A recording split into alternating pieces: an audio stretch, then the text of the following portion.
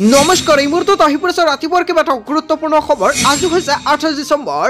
Lakh lakh IPB bank account থকা প্ৰত্যেকজন ব্যক্তিৰ বাবে এটা ভাল খবৰ, কিয়নো পোষ্ট অফিচৰ একাউণ্টত অসমৰ মুখ্যমন্ত্ৰী ডক্টৰ হিমন্ত বিশ্ব শৰ্মাই চৰকাৰে সোমাই দিব টকা।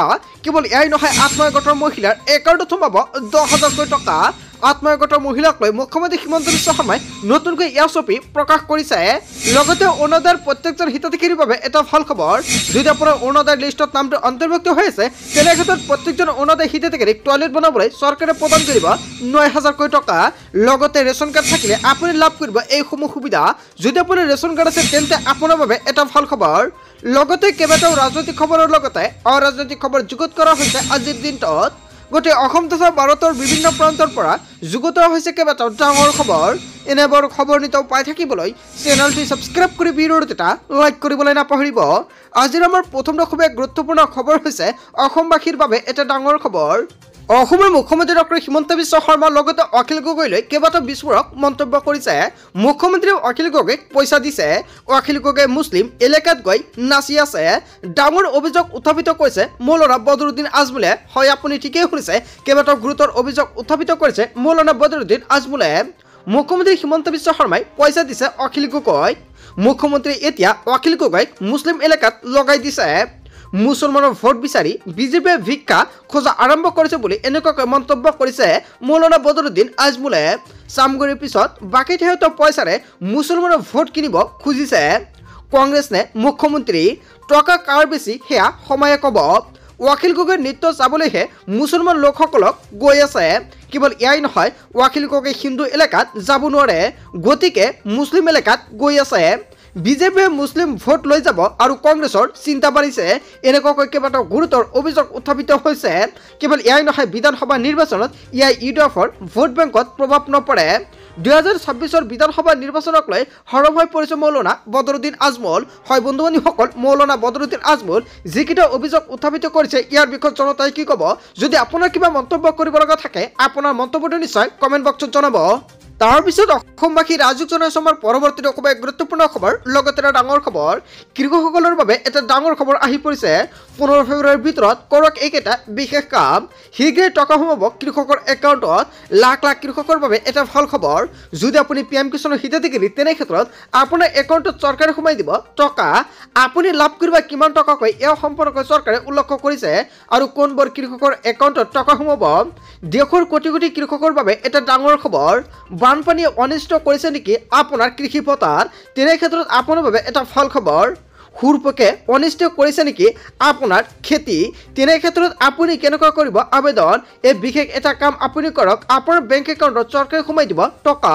যদি আপোনাৰ পোষ্ট অফিচৰ একাউণ্ট আছে, তেনে ক্ষেত্ৰত সেইসকল ব্যক্তিৰ বাবে এটা ভাল খবৰ। আৰু প্ৰতিজন কৃষকে পোষ্ট অফিচৰ একাউণ্ট খুলিব লাগিব, কিন্তু পোষ্ট অফিচৰ একাউণ্টত চৰকাৰে সোমাই দিব টকা। পথাৰত নষ্ট হোৱা ফচলক লৈ চিন্তা কৰিব নালাগে কৃষকসকলে। নষ্ট হোৱা ফচলৰ ক্ষতিপূৰণ লাভ কৰিব দেশৰ কৃষকে। চৰকাৰে ক্ষতিপূৰণ দিব কৃষকসকলক। পোনে টকা সোমাব কৃষকৰ একাউণ্টত। তাৰ বাবে আজি আপুনি কৰিব লাগিব এটা বিশেষ কাম। যদি আপোনাৰ পোষ্ট অফিচৰ একাউণ্ট নাই, তেনে ক্ষেত্ৰত অতি শীঘ্ৰে এটা পোষ্ট অফিচৰ একাউণ্ট খুলি লৈ লওক। 15 ফেব্ৰুৱাৰীৰ ভিতৰত কৰিব লাগিব নাম পঞ্জীয়ন। যিসকল কৃষকে ইতিমধ্যে ফচল বীমা কৰাইছে, সকলোৱে পাব ধনৰাশি। দেশৰ 19.67 কোটি কৃষকে লাভ কৰিছে ফচল বীমাৰ সুবিধা। পৰিশোধ কৰা হ'ল 1.65 লাখ কোটি টকাৰ দাবী। 70 কোটিৰ অধিক কৃষক আবেদন পত্ৰ প্ৰাপ্ত কৰা হ'ল। ফচল বীমা সুবিধাৰ বাবে চৰকাৰে মুকলি কৰিছে হেল্পলাইন নম্বৰ। প্ৰতিগৰাকী কৃষকে ছেভ কৰি ৰখা হেল্পলাইন নম্বৰটো হৈছে 14447। ভাৰত চৰকাৰ কৃষি আৰু কৃষক মন্ত্ৰালয়ে জাৰি কৰিছে জাননী। হয় বন্ধু বান্ধৱীসকল, লাখ লাখ কৃষকৰ বাবে এটা গুৰুত্বপূৰ্ণ খবৰ। যদি আপুনি এজন কৃষক, তেনে ক্ষেত্ৰত অতি শীঘ্ৰে পঞ্জীয়ন কৰক, কিয়নো আপোনাৰ একাউণ্টত লাভ কৰিব 15 টকা। আৰু যদি আপোনাৰ পোষ্ট অফিচৰ একাউণ্ট নাই, এটা পোষ্ট অফিচৰ একাউণ্ট খুলি লওক, কিয়নো পোষ্ট অফিচৰ একাউণ্টত চৰকাৰে বহুতো চৰকাৰী আঁচনিৰ সুবিধা প্ৰদান কৰি আছে আৰু লাখ লাখ মহিলাৰ একাউণ্টত এনেই সোমাই গৈ আছে টকা। তাৰপিছত অসমবাসী ৰাজুক জনাইছে আমাৰ পৰৱৰ্তী খুবেই গুৰুত্বপূৰ্ণ খবৰ, লগতে এটা ডাঙৰ খবৰ। লাখ লাখ লোকে ঘূৰাই দিব লাগিব ৰেচন কাৰ্ড আৰু অৰুণোদয় আঁচনি। চৰকাৰে আৰম্ভ কৰিব জোৰদাৰ অভিযান। অসমৰ মুখ্যমন্ত্ৰী ডক্টৰ হিমন্ত বিশ্ব শৰ্মাই অৱশেষত জোৰদাৰ অভিযান আৰম্ভ কৰিছে। লাখ লাখ লোকে ঘূৰাই দিব লাগিব ৰেচন কাৰ্ড আৰু অৰুণোদয় আঁচনি। চৰকাৰে আৰম্ভ কৰিব জোৰদাৰ অভিযান। পৰিয়ালত 5জন সদস্য থাকিলেহে ৰেচন কাৰ্ড আৰু অৰুণোদয় আঁচনিৰ সুবিধা পাব। অৱশ্যে নিসন্তান দৰিদ্ৰ পৰিয়ালে লাভ কৰিব ৰেচন কাৰ্ডৰ সুবিধা। বহু লোকে এঘৰতে ৰাখি থৈছে 2ৰ পৰা 3খন ৰেচন কাৰ্ড। যদি আপোনাৰ ঘৰত এনেকুৱাকৈ ৰেচন কাৰ্ড আছে তেনে ক্ষেত্ৰত আপোনাৰ ৰেচন কাৰ্ডটো বাতিল হ'ব।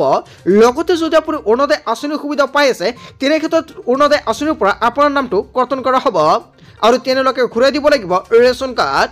অৰুণোদয় আঁচনিৰ বাবে বহু লোকে ৰেচন কাৰ্ডক লৈ কৰিছে সংগঠিত আৰু এনেকুৱাকৈ সংগঠিত কৰিছে দুৰ্নীতি আৰু তাৰ বাবে চৰকাৰে কেইবাটাও গুৰুত্বপূৰ্ণ সিদ্ধান্ত গ্ৰহণ কৰিছে। অৰুণোদয় আঁচনিৰ বাবে বহু লোকে ৰেচন কাৰ্ডক লৈ সংগঠিত কৰিছে দুৰ্নীতি। পৰিয়ালৰ পৰা বিচ্ছিন্ন কৰি লৈছে ৰেচন কাৰ্ড আৰু যদি আপোনাৰ ঘৰত 10জন ব্যক্তি আছে তেনে ক্ষেত্ৰত আপুনি 2টা ৰেচন কাৰ্ড বনাব পাৰিব।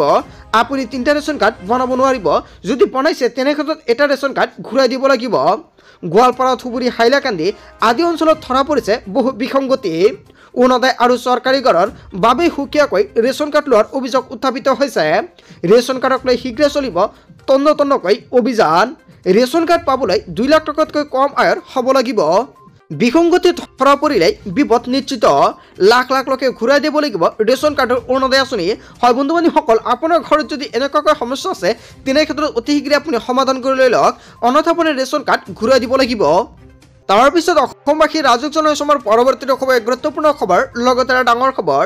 বিবাহ পঞ্জীয়ন সম্পত্তিৰ নথি পত্ৰ পঞ্জীয়নৰ পৰা আৰম্ভ কৰি সকলো কাম হ'ব সময়তে, কাম নহ'লে দিয়ক আপুনি পৰ্টেলত অভিযোগ। হয় বন্ধু বান্ধৱীসকল, চৰকাৰে কেইবাটাও গুৰুত্বপূৰ্ণ সিদ্ধান্ত গ্ৰহণ কৰিছে।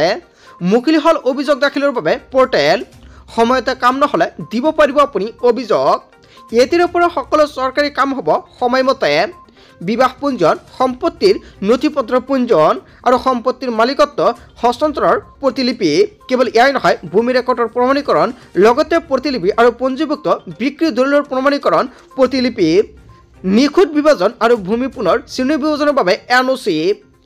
স্থাৱৰ সম্পত্তি স্থানান্তৰণৰ বাবে NOC আদি সেৱা শীঘ্ৰে উপলব্ধ হ'ব। PRC লগতে জন্মৰ প্ৰমাণপত্ৰ সময়মতে দিব লাগিব চৰকাৰী বিষয়াই। 14 দিনৰ ভিতৰত দিব লাগিব PRC। মুঠ 55টা দৰকাৰী ৰাজহুৱা সেৱা এই পৰ্টেলত সময়তে হ'ব। 600ৰো অধিক সেৱা অন্তৰ্ভুক্ত কৰা হৈছে এই পৰ্টেলত। এতিয়াৰ পৰা চৰকাৰী কাৰ্যালয়ত পৰি নাথাকিব কোনো ধৰণৰ ফাইল। বৈধ কাৰণত ফাইল পেলাই থ'লে বিপদত পৰিব চৰকাৰী কৰ্মচাৰী। সময়ত কাম নকৰিলে 100 টকাৰ পৰা 5000 টকা পৰ্যন্ত ভৰিব লাগিব জৰিমনা। কেৱল এয়াই নহয়, আয়ুক্তৰ পৰা নিম্নবৰ্গৰ সহায়লৈকে সকলোৱে ভৰিব লাগিব এই জৰিমনা। হয় বন্ধু বান্ধৱীসকল, কেইবাটাও গুৰুত্বপূৰ্ণ মন্তব্য কৰিছে চৰকাৰে। আচলতে অসমৰ মুখ্যমন্ত্ৰী ডক্টৰ হিমন্ত বিশ্ব শৰ্মাৰ চৰকাৰখনে যিখন পন্থা হাতত লৈছে, জনতাই কি ক'ব? যদি জনতাৰ কিবা মন্তব্য কৰিব লগা থাকে আপোনাৰ মন্তব্যটো নিশ্চয় কমেণ্ট বক্সত জনাব। তাৰপিছত অসমবাসী ৰাজুক জনাইছো আমাৰ পৰৱৰ্তী খবৰ, গুৰুত্বপূৰ্ণ খবৰ, লগতে এটা ডাঙৰ খবৰ। চৰকাৰী কৰ্মচাৰী পৰিয়ালৰ বাবে এটা বৃহৎ সিদ্ধান্ত গ্ৰহণ কৰিছে চৰকাৰে। 5 লাখ টকাৰ পৰা 1 কোটি টকা পৰ্যন্ত আৰ্থিক সাহায্য দিয়াৰ সিদ্ধান্ত গ্ৰহণ কৰিছে চৰকাৰে। আৰু কি কি ক্ষেত্ৰত লাভ কৰিব এই বৃহৎ আৰ্থিক সাহায্য? চৰকাৰী কৰ্মচাৰী পৰিয়ালৰ বাবে এটা বৃহৎ সিদ্ধান্ত।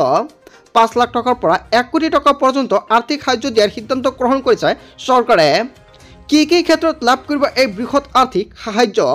চৰকাৰী কৰ্মচাৰী কৰ্তব্যৰত অৱস্থাত মৃত্যু হ'লে পৰিয়ালে পাব 5 লাখ টকাৰ পৰা 10 লাখ টকা। ইয়াৰ উপৰিও থাকিব অতিৰিক্ত লাইফ ইঞ্চুৰেঞ্চ। কৰ্মচাৰীগৰাকীৰ দুৰ্ঘটনাত মৃত্যু হ'লে পৰিয়ালে লাভ কৰিব 1 কোটি টকা। দুৰ্ঘটনাত পতিত হৈ কৰ্মচাৰীগৰাকী চিৰদিনলৈ গুণীয়া হ'লে পাব 70 লাখ টকা। SBI আৰু অসম চৰকাৰৰ মাজত বিশেষ চুক্তিৰ স্বাক্ষৰ। 1 জানুৱাৰীৰ পৰা কাৰ্যকৰী হ'ব চৰকাৰৰ এই সিদ্ধান্ত। চৰকাৰী কৰ্মচাৰী পৰিয়ালৰ বাবে এটা বৃহৎ সিদ্ধান্ত গ্ৰহণ কৰিছে মুখ্যমন্ত্ৰী ডক্টৰ হিমন্ত বিশ্ব শৰ্মাৰ চৰকাৰে। কেৱল এয়াই নহয়, 1 জানুৱাৰীৰ পৰা মুকলি হ'ব মিউচুৱেল ট্ৰান্সফাৰ পৰ্টেল আৰু বদলিৰ বাবে কিদৰে কৰিব আপুনি আবেদন। 1 জানুৱাৰীৰ পৰা মুকলি হ'ব মিউচুৱেল ট্ৰান্সফাৰ পৰ্টেল, বদলিৰ বাবে কিদৰে কৰিব আপুনি আবেদন। চৰকাৰী কৰ্মচাৰী মিউচুৱেল ট্ৰান্সফাৰক লৈ অসমৰ মুখ্যমন্ত্ৰী ডক্টৰ হিমন্ত বিশ্ব শৰ্মাৰ বৃহৎ ঘোষণা। বদলিৰ বাবে কৰ্মচাৰীয়ে কিদৰে বিচাৰিব পাৰিব, মিউচুৱেল বদলি কৰিব পাৰিব আৰু ইয়াক সম্পূৰ্ণকৈ জানিব পাৰিব। পৰ্টেলত আবেদনৰ পিছতে একেটা বিভাগ আৰু একেপে স্কুলৰ কৰ্মচাৰীৰ মাজত হ'ব বদলিৰ সুবিধা আৰু 2 মাহ জুৰি খোলা থাকিব মিউচুৱেল ট্ৰান্সফাৰ পৰ্টেল। চ' বন্ধু বান্ধৱীসকল, গোটেই অসম তথা ভাৰতৰ বিভিন্ন প্ৰান্তৰ পৰা যুগুত হৈছে কেইবাটাও ডাঙৰ খবৰ। এনেবোৰ খবৰ নিতৌ পাই থাকিবলৈ চেনেলটি ছাবস্ক্ৰাইব কৰি ভিডিঅ'টোত এটা লাইক কৰিবলৈ নাপাহৰিব। চ' থেংক ইউ ফৰ ৱাচিং ফুল ভিডিঅ'।